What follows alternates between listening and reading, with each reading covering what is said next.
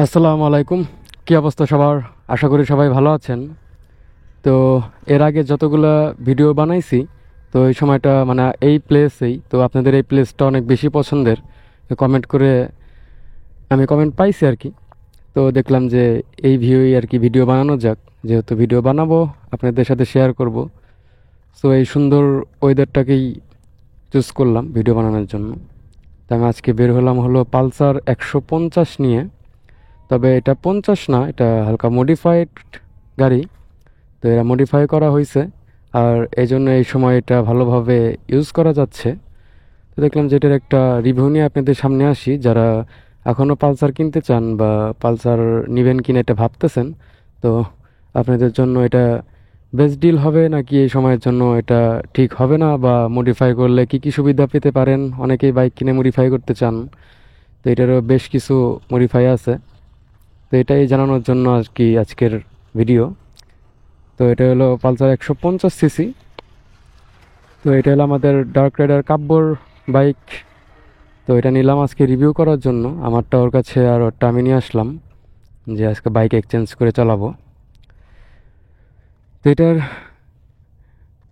যে চেঞ্জটা করছে ও, সেটা হলো মেনত ইঞ্জিনে। ওর বাইকের এই বাইকটা হলো মানে র আর কি না, পালসার না, পালসার র যে স্টকের যে ইঞ্জিনটা যে সিস্টেম বা এটা সেটা না। এটা একটা হালকা মডিফাই করা আছে, যে কারণে যে ধরেন পালসার টু পালসার যদি আপনি কম্পেয়ার করেন বা রেস করেন, তাহলে এটার গতি বেশি বা এটা টর্ক বেশি পায়। তো এটা একটু জানানোর জন্য আর কি ভিডিওটা। ওর কুইক থ্রোটলও লাগান ছিল, কিন্তু সেটা আবার খুলছে যে কোনো কারণবশত, মানে বেশি এক্সচেঞ্জ করার মানে বারবার চেঞ্জ করার ইচ্ছা ওর, এই জন্য সবসময় এই কাজটাই করে। আর ইঞ্জিনটা হলো পিস্টনটা চেঞ্জ করা এই বাইকের, যে কারণে সেটা স্টক পালসারের চাইতে একটু টানে বেশি বা টর্কটা বেশি পায়। আর যে মানে নর্মালি যেভাবে মানুষ আর কি মডিফাই করে সেভাবেই। আর এক্সট্রা কিছু এক্সচেঞ্জ আছে, যেরকম একটা গুটি লাগানো আছে মানে পিছনে সিট উঁচা করার জন্য।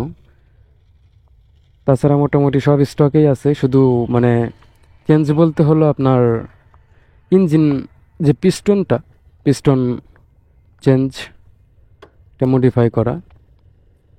আর কুইক থ্রোটলটা আপাতত খুলে ফেলছে।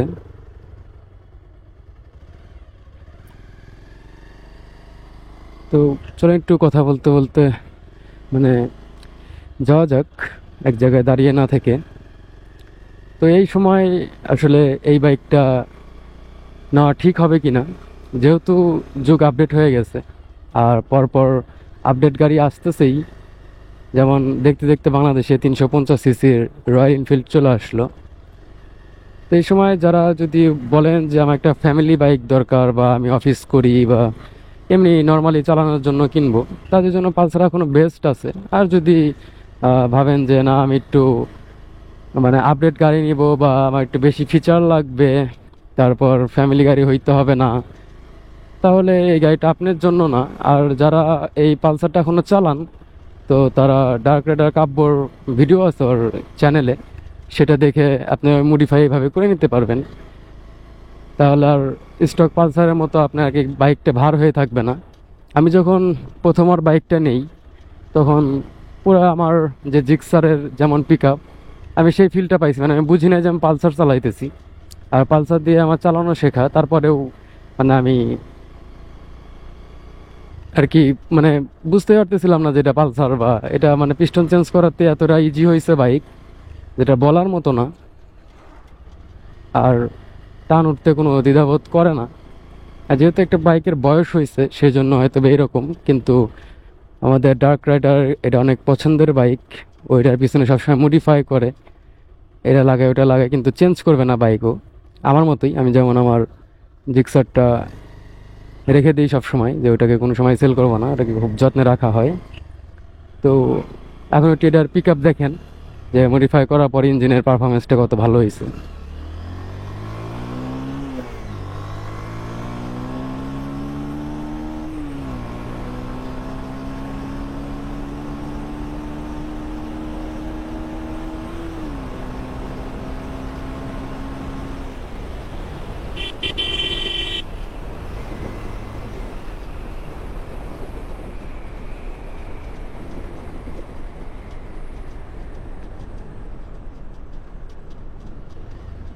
তো এমনি একটু টেস্ট করলাম, এরা টপ স্পিড তোলার জন্য না।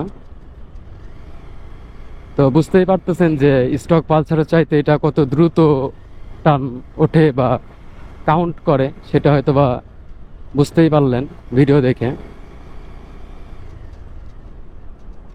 তো এই জন্য আর কি এই বাইকটা আমার পছন্দ। যদি আমার সাথে কোনো এক্সচেঞ্জ করেও চালায়, আমার মনে হয় না যে আমি একটা র পালসার চালাচ্ছি বা আগের মডেলে একটা পালসার চালাচ্ছি। এটার সুবিধাটা আমার ভালো লাগে, আর গাড়ি একদম স্মুথ থাকে অলওয়েজ। কে ভিডিও এই পর্যন্ত শেষ করে দিচ্ছি।